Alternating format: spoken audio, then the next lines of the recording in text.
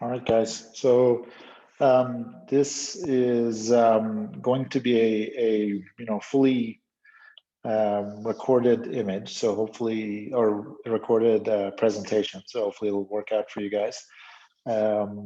Anyhow, what we're um, gonna continue with discussion of delay in VLSI design.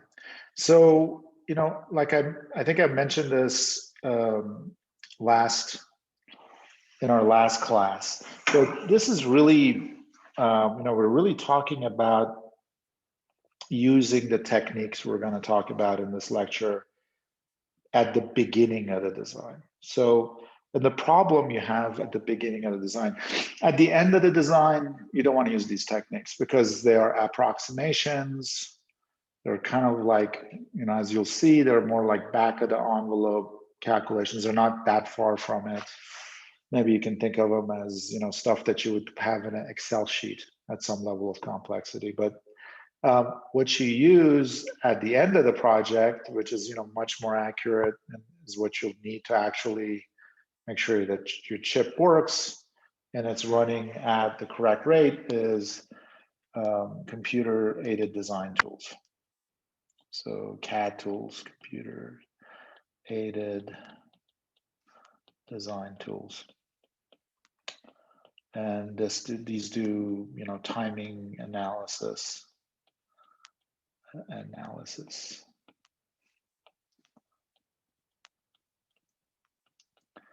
But this is at the end stage of the project. By the time you get to use these tools to really see how things are running, you've already designed your logic. You've already designed this thing that you're going to be sending to the foundry. So if you find out, this is like you're trying to make sure that, everything goes exactly as you expect. But if you took the wrong path at the beginning, or you selected the wrong process or something that you find out at this end stage, 6 months, 8 months into your design, that you got a problem, it's too late to do anything about. So for the beginning of the project,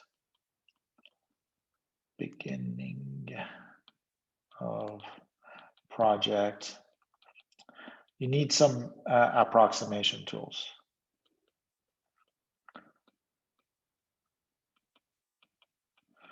These are to make sure you're using the right circuit topologies. You're trying to figure out how many circuit stages per, between flip-flops or between latches, or approximate transistor sizes. Is the process technology you're using fast enough to do what you needed to do, and compare between alternatives. So that's what we're going to be talking about here.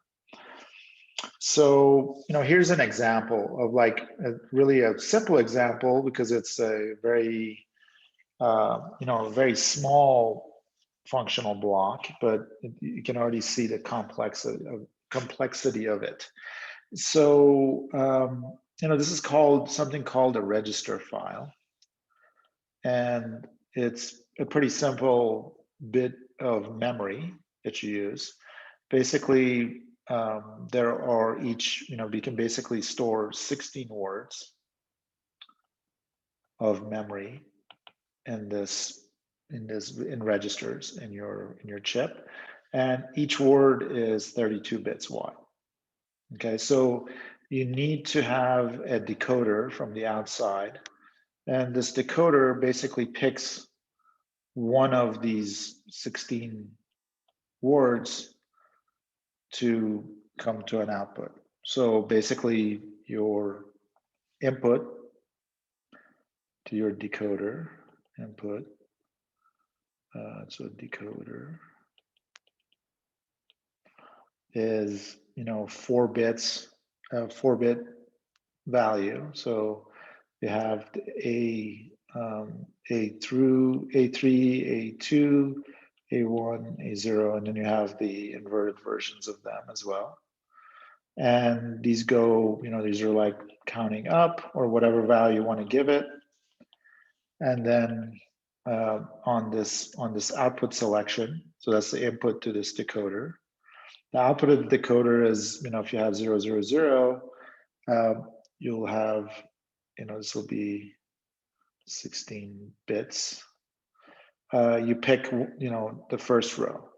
If your decoder input is, this guy, which decodes, which is 1, digital 1, you'd pick row, second row, and etc. So you're taking this binary value. So you have a binary value coming in here, and that binary value is selecting basically one of these rows to be output. Okay, and then you have some constraints. You have this guy in this example is already created. It's 16 words wide, tall, 32 bits wide, and we know that each bit is about 3 unit transistors worth of load. So basically, that tells you this is the sort of the capacitance or what you have to drive per bit, and you know that the driver driving this thing, the input of your decoder, can drive up to this many transistors. Okay, so you don't want to make your decoder inputs any bigger than this. Okay, so we've got some constraints because there is somebody else designing what's driving your decoder, and somebody else is designing this register file. So your task is to decide how to build this decoder, what size devices you use, how many stages, and figure out how fast it'll run and where it'll meet your timing. So just something as simple as this, you're talking about multiple, not just one inverter we're trying to figure out the delay of, but we need multiple levels of logic. At least you have inverters and NAND gates if you were going to do a NAND gate decoder. Okay, so this is an example, and then we're going to talk about how the methodology that we're going to go through in our class is going to help you come up with a method, basically a method of coming up with an answer for these things, like how many stages, the transistor sizes, sort of giving you some idea of the operating speed. So we're going to come back to this example at the end of the lecture. But it's sort of a typical thing you might want to try to solve. Okay, so now let's go back to our delay. So let me just remind you guys of what we talked about before. So we talked about delay, our model of delay with load for a single stage. Okay, delay with load for a single logic stage. And the example was we have an inverter that's sort of a unit inverter. So when we put this ×1, means that we have a unit inverter. So for example, this ×1 means that my inverter looks like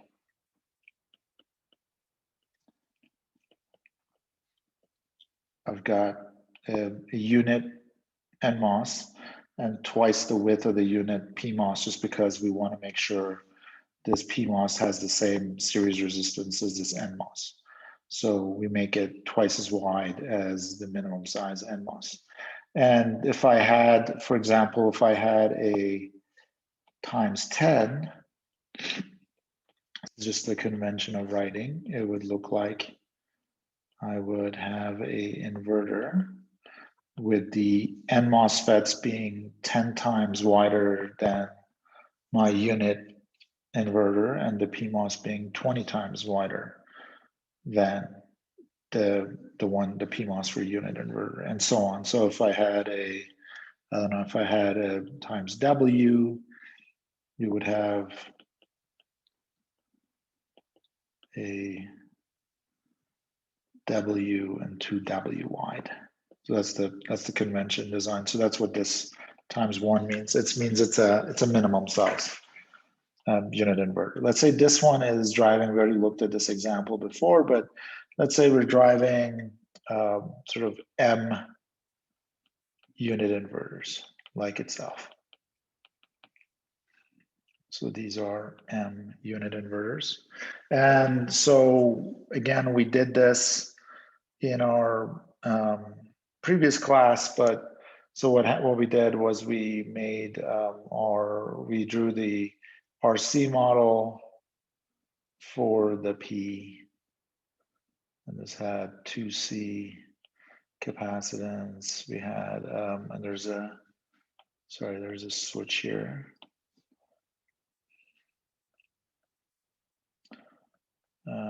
2C, and then we had a 1C for the NMOS drain. We had a switch. We had its R, and we had ground, and the gate was 1C for this guy, and it was 2C for this guy. So this was our simple RC model. This was the output. And then the input here was just the capacitances of all these. So the capacitances of the N's would have been M times C, and the capacitance of all the P's would have been 2MC.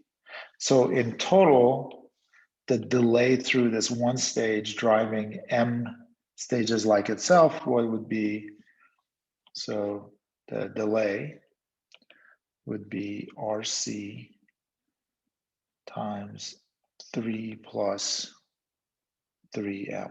And we solved this, I think, in the previous lecture. So, and then this RC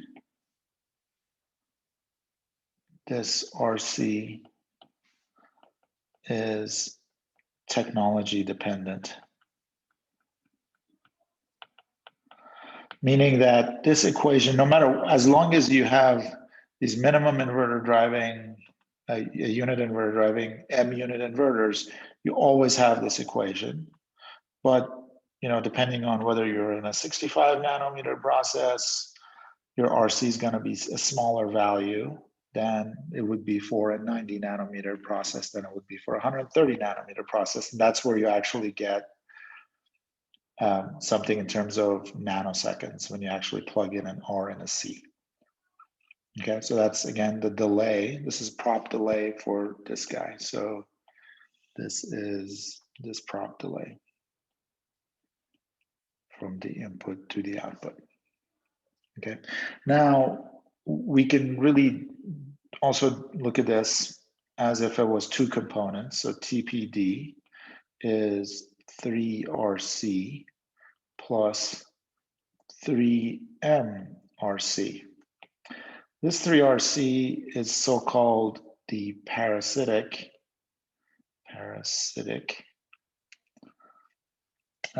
delay. And by parasitic means that it's not something, it's just sort of like something you're stuck with. So, and by that, it means that it's really the delay of the inverter itself. Okay, it's basically just these guys. So just because you have a delay, you have an inverter, even if you weren't driving any load. So even if M was 0, so if you got rid of this, and this was driving nothing, it would still have a 3RC delay because it has resistance of the P or the N, and it's got just the capacitances of the NMOS, its own NMOS and PMOS drains to drive. So that's the so-called parasitic delay. And then you have the loading delay. And that's everything here. Basically, you have this resistance if you're pulling up times this capacitance. So it depends on how many loads you're driving. Okay. And so this was a case for the delay of this guy. Okay. And then if I do the case of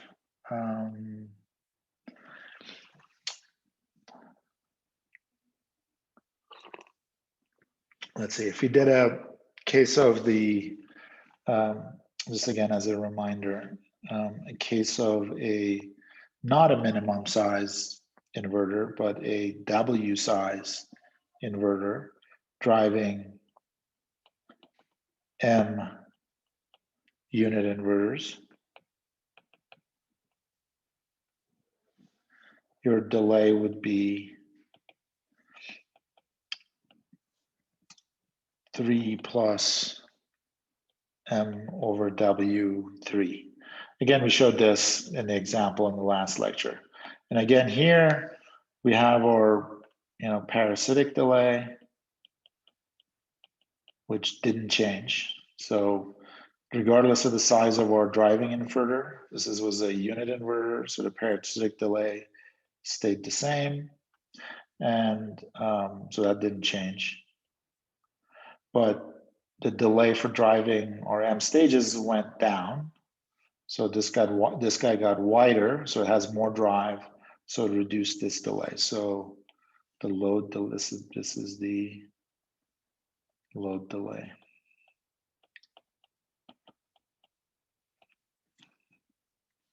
And you end up with an equation that's TPD of this guy is, oh no, I wrote it down, sorry guys. Okay, so that's what you get. Okay, so the thing to notice here is, let's look at this. Let's look at what this looks like. And I think the key takeaway is that the delay is a linear function of the number of gates we're driving. So let me show you what I mean by this. So let's say if we were gonna look at how this would look like if we graph it versus the number of, versus M, versus how many of these guys we're driving, okay? So let's say I make a graph.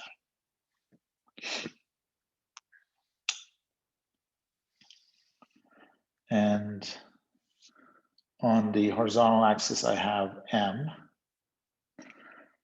And on the vertical axis, I have my TPD, say. Okay. If I'm driving, so let's say this is 0, and I'm using a unit inverter. Okay, so I'm going to be following this equation. Okay, so if I'm driving 0 anything, I'm still gonna, let's mark it up like this here. Let's do, so this is, RC, 2 RC, 3 RC, and so on. So each one of these notches is 1 RC. Okay, so when I have a 0 M, in this case, I still have a 3 RC of delay, which is caused by my own drain and resistances. Okay, so even when I have M is 0, I'll be out here. Okay, when M is equal to 1, so I don't know, 1, 2, say M is equal to 1. My delay is going to be, again, looking at this curve, it's going to be 6 RC. So I'm going to count up here. That's 1, 2, 4, 5, 6. Oops.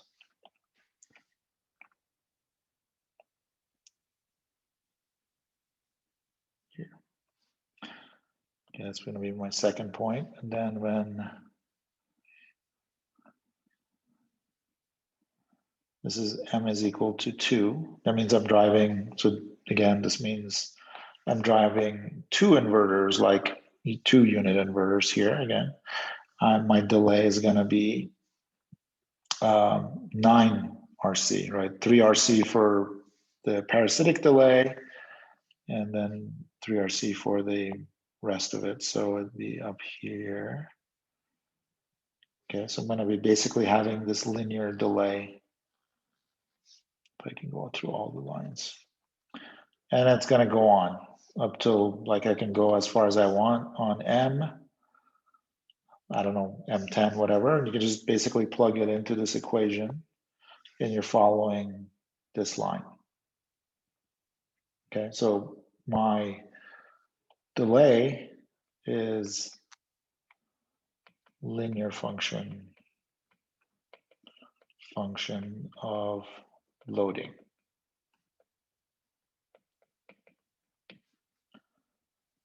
So again, this is my loading in terms of number of stages of driving, like myself, and this is sort of the relative delay. Now, if I can do the same thing, if I was going to draw the case where my initial inverter is wider than nominal, and I just be following this equation. So if I plotted that out, let's use a different color, purple. At 0 delay, I'd still have the 3 RC, so that doesn't change. So start here, but as the number of stages goes up, let's say I'm going to do this for a W of 2. Okay, so purple is going to be for a W of 2. Then I'm going to be at M equal to 1. My delay is actually, total delay is going to be less. It's going to be what? It's going to be 4.5. So here, M is equal to 1, W is equal to 2. So it's going to be, what is it going to be? 3 over 2. So 9 over 2 or 4.5 or 4.5 RC. So we're going to draw it here. This was 3, 4, so it'd end up here. Okay, and in the case of M equal to 2, we would be at 6 RC, I guess, which is here. Okay, so you'd end up, this is for W is equal to 2. And it makes sense because we said that as you make the inverter wider, so when there's no load, you make the inverter wider, you reduce its resistance of the inverter, but you also increase its capacitance by the same amount. So its parasitic delay doesn't change. But when you drive loads, the wider device has a lower delay through it. So you can see that this is twice as wide as this guy, the driver, the inverter. So its delay is less from the minimum size device. Okay. And so this is kind of an interesting observation that we have, no matter what, we're going to have this sort of linear delay being a linear function of loading. So that's kind of the main observation here. And what we're really trying to do is, for this lecture, is to take this to the general case where we have a, if we can have a set of, like details of logic, and then, we're driving, we can be driving anything. Okay, let's say this is a times 16, this is a times 3 NAND gate. And this is like a times 2, just random. I'm just drawing random stuff. Let's say you looked at this. I want to come up with an equation or analysis format that even with this sort of this thing, you could get this delay. Okay, like quickly. That's what you want to do, is you'd be able to come up with some rules where you can find that quickly. Okay, so basically you break down your equation. So in this particular case, we had an equation like, I don't know, like this, right? It was, it had this parasitic component. Let me just cut and put this over here.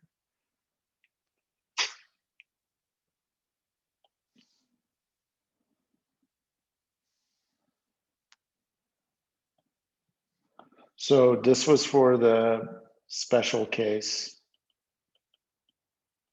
of unit inverter driving other unit inverters. Okay. So we basically expect to have sort of a similar general relationship where if you take any kind of logic stage, the delay through it would have a parasitic component. In this case, in the special case of an inverter driving other inverters, other unit inverters, it'd be 3RC, but it would have be a parasitic component. And then it would have a component having to do with what you're loading. And so the delay that's caused by drive. So this P is called a parasitic delay. It's as if you had no load, it's just the guy driving itself. Okay, the parasitic delay. So that's just called P. F, they've called the effort delay. This is the effort to drive other components. Okay, and they've further divided this into two parts. So they've said this F is equal to G times H. G, they're calling the logical effort, okay? And so, and that depends on the complexity of the gate.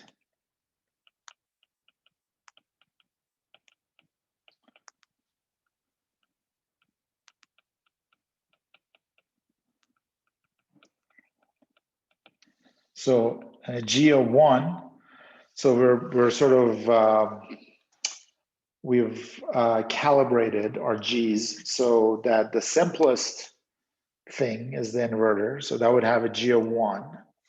And other things would have a G with a higher number. For example, we'll see and I'll show you guys like what that looks like. So let's say, okay, we have a, let's see, so we got our inverter. This is how you calculate G's for different calculating. Let me actually open up a new page here. So calculating G's for different gates.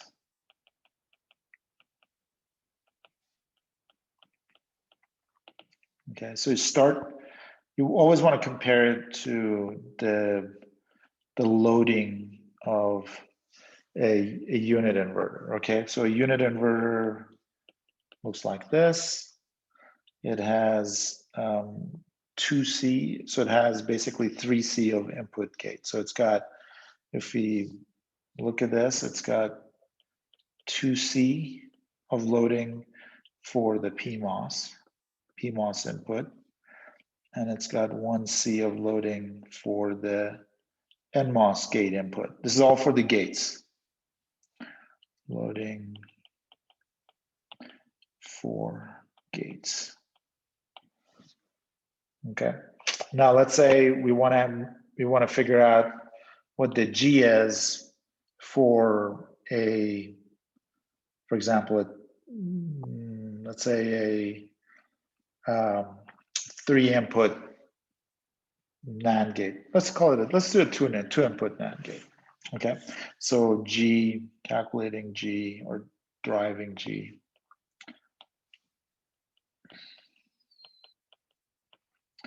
G for two input NAND gate. So your first step would be to size NAND gate or any gate size. Let's say size, make it more general. I'm going to say size gate to have same resistance as unit inverter. Okay, and what would that look like? Well, the NAND gate looks like this.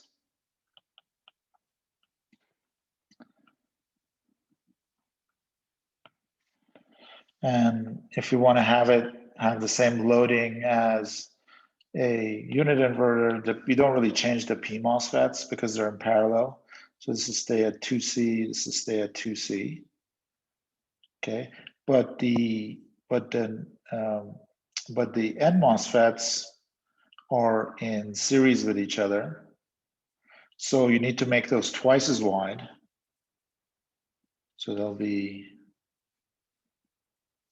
sorry, let me change these just to call it times 2 times 2. So you also have to make these twice as wide because they're in series and you need each one to be twice as wide for the combination to give the same resistance of a unit N MOSFET. Okay, so now because we did this, okay, the input here isn't going to have a loading of 3C. It's going to be higher. So it's going to have a loading of, this is the P MOSFET is a loading of 2C on the gates. The NMOS gate also has a loading of 2C because we made it twice as wide. So the input here, the total is 4C. Okay. And then step 2, so I guess this is size the gate. Step 2 was really, step 2 was to add gate capacitances for each input. All the inputs are always going to be the same. So for A input. And then third, G is the ratio of gates input capacitance to inverter input capacitance. So what would it look like in this case? So the G would be 4C. So that's the input for our NAND gate, two input NAND gate that has the same drive as a unit inverter. Be a ratio between that and the gate capacitance for a unit inverter. So 3C. So G would be 4/3. Okay, and the idea here, now look at what that'll do. So G makes up part of F. So the higher the G is, the larger the G is, the more the delay from loading, from driving different things, which kind of makes sense because to be able to, like a NAND gate is gonna have a harder time driving a load than an inverter, just because it has more, has a harder time pulling the current down. So it makes sense that it would have a harder time or a longer delay than a unit inverter to drive a load. And we're saying all things being equal, meaning that it has the same pull up and pull down resistance as a unit inverter, all things being equal, it's going to have a 4/3 time higher delay to drive a given load than a unit inverter. Okay, and so as you'll see, different gate configurations will have a different G number. For example, like you can drive this for anything, but for say a 3-input NAND gate. Oops.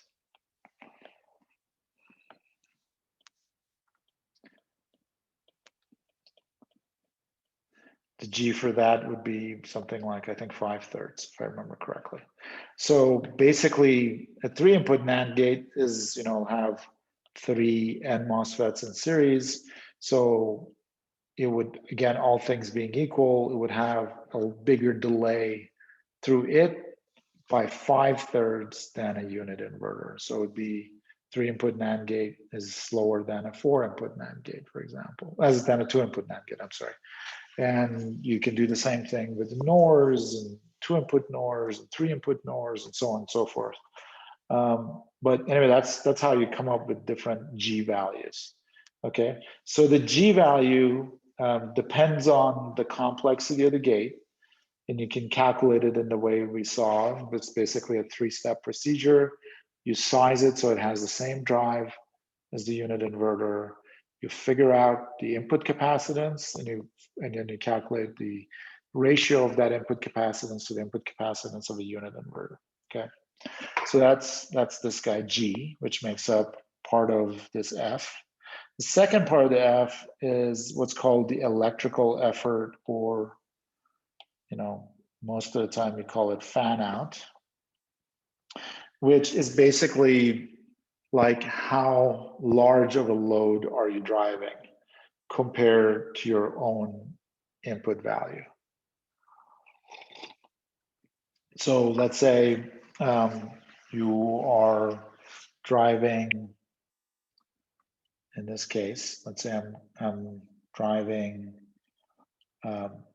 another 2-input NAND like myself.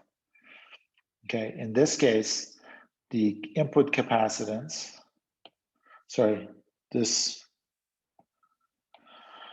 capacitance of this gate would be what's seen by this guy as its output capacitance. So this would be C out. And because this guy is the same as this guy, that capacitance is 4C. Okay, and this guy's stage is so-called C in my equation. That's also equal to 4C. So in this case, H would be equal to 1. Okay, H is C out over C in. So, so it'd be H is equal to 1. If I was driving 10 NAND gates, okay, I would have C out would be 4 times 10C, and C in would still be 4C. So my H would be 10. Okay, so if I'm driving a load of 10 inverter NAND gates, I would be slower than I'm driving 1 NAND gate. Now, let me give you another example. Let's say I was driving, this NAND gate was driving a unit inverter. Okay, the unit inverter would represent a load. Again, look, this guy looking out, that would be 3C. So my H here would be 3C, sorry, in this case, would be H would be 3C over 4C, because my input capacitance is the same. So it'd be H is equal to 3/4. Okay, and if I had 10 of these guys, my H would be 3 times 10 over 4C. So it'd be 30 over 4. That would be H. For driving 10 unit inverters. For this NAND gate to drive 10 unit inverters, the H would be 30 over 4. Okay, so this is where sort of the definition of H comes in. It's the output load that you're driving compared to your own input load, okay? And this is G depends on the complexity. So the two of them together, multiplied together, determines the loading delay. And like, here are some of the reasons this sort of like I'm trying to figure out, you know, intuitively what this might mean. Think of it this way. Again, we said that a more complex gate, okay, the more complex gate is going to have a bigger delay. That kind of makes sense to me anyway. The more complex gate it has, you have in CMOS, more stuff is pulling, you know, hanging in series or whatever off of your outputs, and more stuff delaying your inputs. So you tend to be, you have to have, you know, you'd end up having a longer delay. So that makes sense from that standpoint.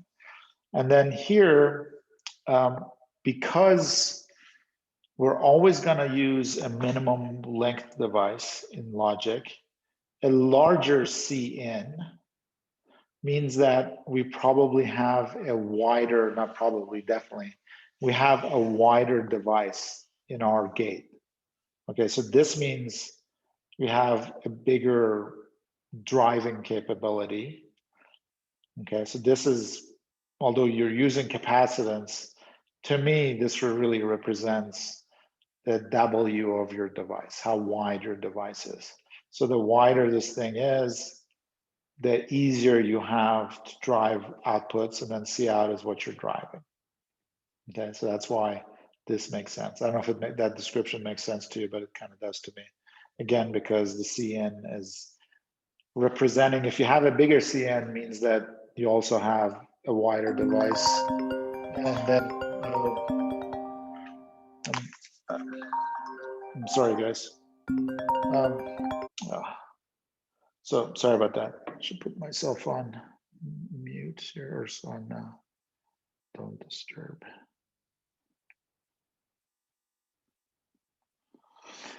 Okay, so, and then, you know, parasitic delay we talked about, okay? And then what you do is, at the end of this, is you end up with this D factor, okay? So again, D is made up, let me write it here. So D is made up of two components. The F is what you'd call the loading delay, or effort delay. And then the P is parasitic delay.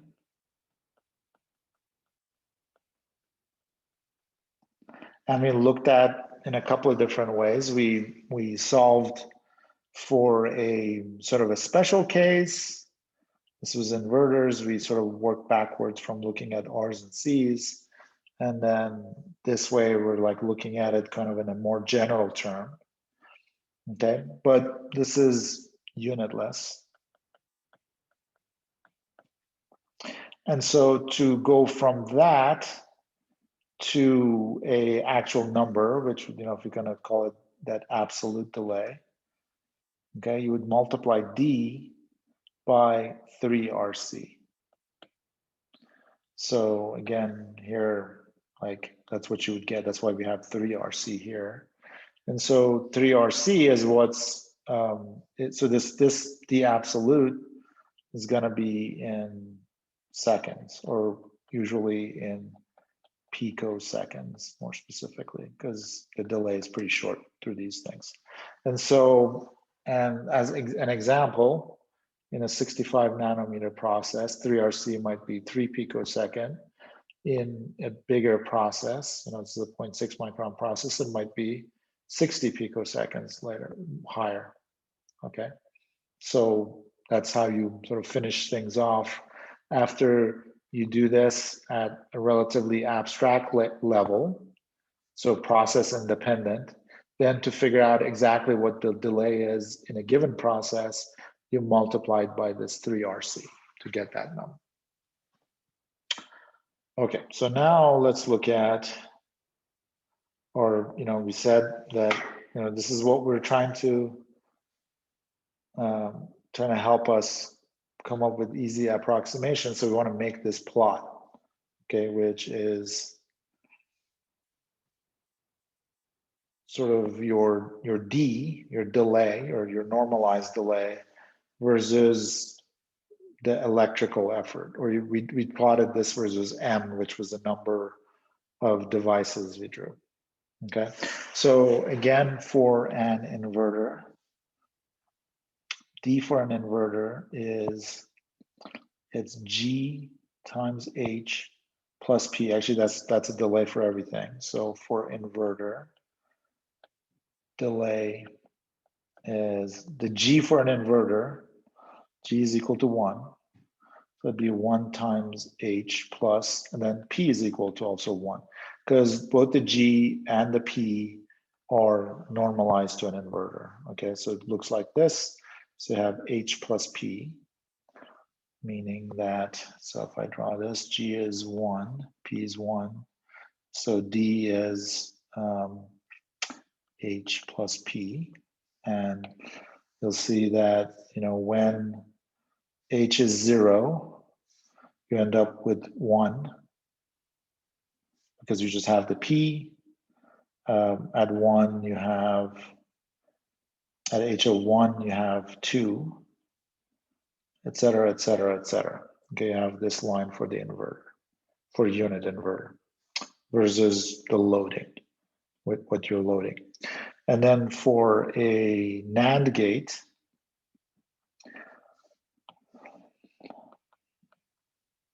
or 2-input NAND, we calculated G to be 4/3. And by the way, the parasitic, which I didn't talk about, is basically comes down to what your loading here looks like compared to an inverter. So an inverter, the parasitic value here is 3C. It's 2C for this guy, 1C for that guy. Here we have 4C, right? We have 2 for this guy. Sorry, we have 6C. We have 2 for this, 2 for this, and 2 for that. So the parasitic for 2-input NAND is the ratio of drain caps to drain cap of unit inverter. So for 2-input NAND, it would look like, P would look like 6C. And again, the components of that are 2C for this PMOS, 2C for this guy, and then 2C for that guy would be hanging off of this. So that's 6C. And for a unit inverter, it's 3C. That's 2C for this guy's drain and 1C for this guy's drain. So 3C, so this gives you 2. Okay. So P is equal to 2. And then the D is H, so G times H is 4/3 times H plus 2. So 4/3 H plus 2. And if you just sort of plug in the different H values, you'll see the delay of the NAND gate. Okay, so here you can see, like, immediately, depending on the load I'm driving and the type of gate I have an inverter, I have a 2-input NAND gate, I can come up with a normalized delay, and then I can multiply that by 3 RC for each process, and I can get the value. Okay, and here again, you can see that for a given load, a NAND gate is going to have a higher delay than an inverter, which again makes sense because a 2-input NAND gate has more input capacitance and it's got more output capacitance. So it's just going to be slower than a inverter. Okay, so let me do one more example here.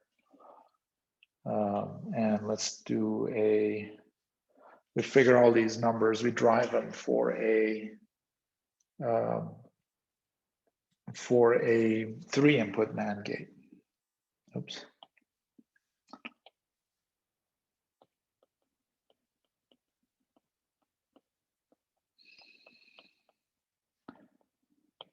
Okay, so step 1, we draw the 3-input NAND gate.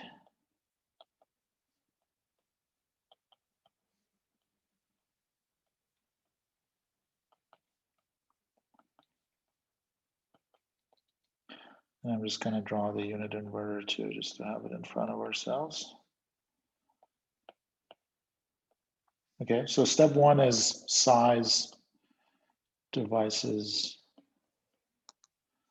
to have same resistance as unit inverter. So this is a unit inverter. Okay, so how would you do that? Well, these guys are going to stay at 2, 2, 2 because they're in parallel.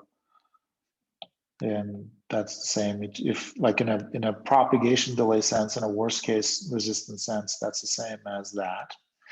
But the N MOSFETs are in series. So to get to equivalent of this with 3 of these guys in series, you have to make them 3 times as wide. Okay. So I'll take any of these inputs to calculate the G. Okay, so that's the ratio of the input capacitance. So this input will have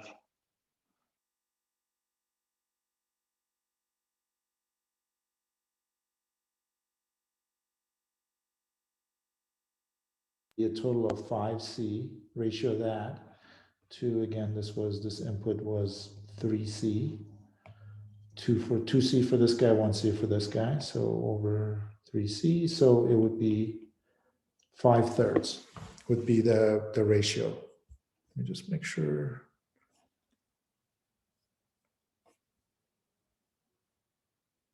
Sorry guys, I just want to make sure I am still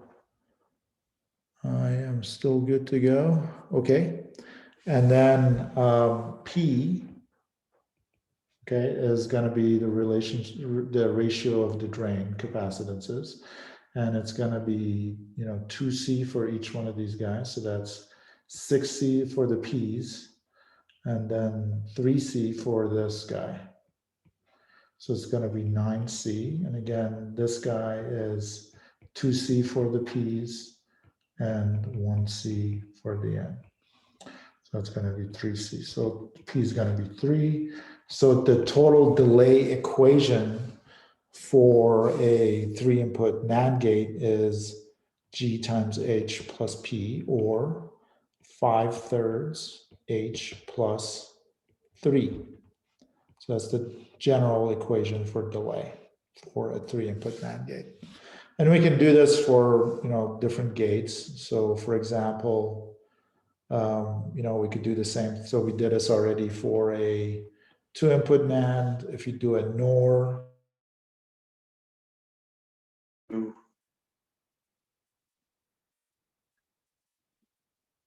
that you have to use the, you have to get much wider PMOSFETs. So a NOR gate tends to be slower than a NAND gate to input. So that's going to have a G of 5/3. And a bigger parasitic.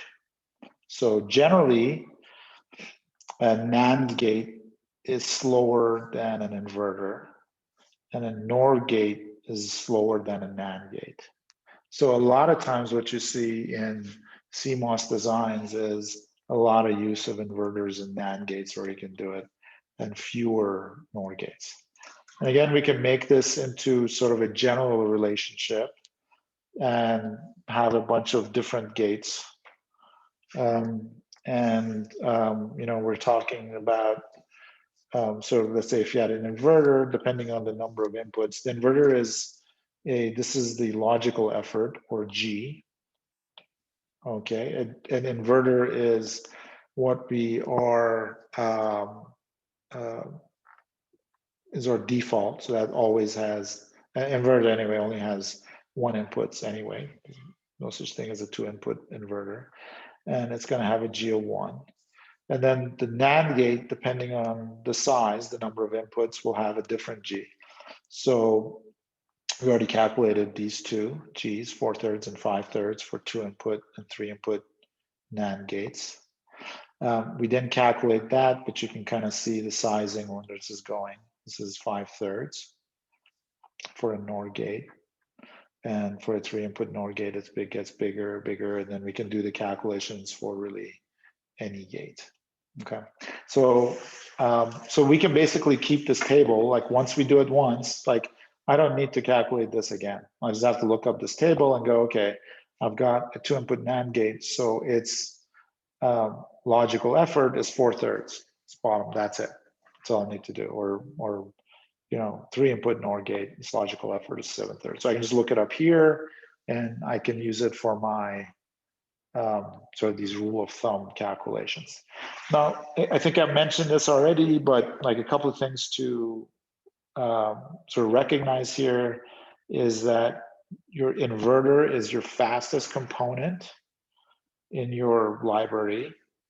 And then after that, it's a 2-input NAND gate is the next fastest one.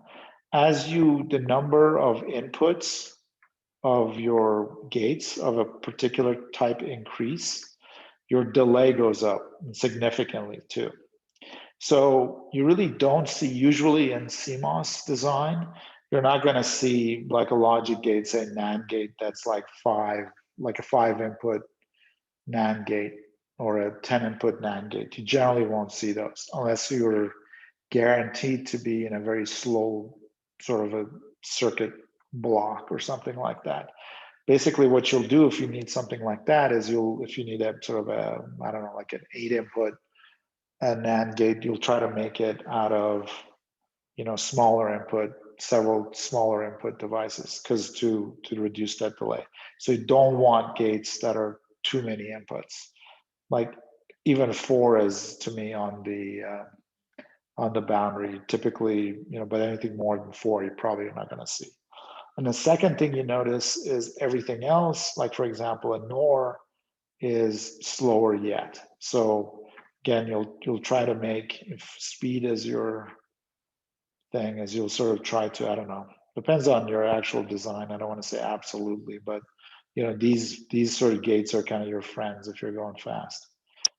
So that gives you an idea of complexity and this logical effort. Again, once you have this table, which you do now, you don't have to keep calculating this. So we just went and derived it, so you have that as your reference. Okay, same thing with the parasitic delay. Once we do it once, we just have this table, and we can refer to it as long as we're using these kind of gates. And again, the inverter is our reference point, and everything else has more parasitic delay. And the parasitic delay is actually end up no difference between the NAND and the NOR, and they go up with the number of inputs. Okay, so I'm gonna stop here for today, and then we're gonna follow up with some examples and then looking at multi-stage delay. Okay, thanks guys.